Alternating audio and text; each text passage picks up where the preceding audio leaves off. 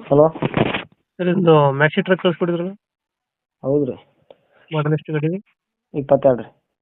22. Owner? Third owner. Documents running ಇದೆಯಾ? Insurance lapse ಆಗಿದೆ ರೀ. ಅದು ಮಾಡಿಸ್ಕೊಡ್ತೀರಾ, ಏನು ಮಾಡ್ತೀರಾ? ಮಾಡಿಸ್ಕೊಡ್ತೀವಿ ರೀ. ಮಾಡಿಸ್ಕೊಡ್ತೀರಾ. ಹ್ಞೂ. Tyre condition? ಮುಂದಲು ಒಂದು 90% ಇದೆ ರೀ. ಹ್ಞೂ. ಹಿಂದಲು ಒಂದು 20-30% ಇದೆ ಅಷ್ಟೇ. ಲೋನ್ ಇದೆಯಾ ಗಾಡಿ ಮೇಲೆ?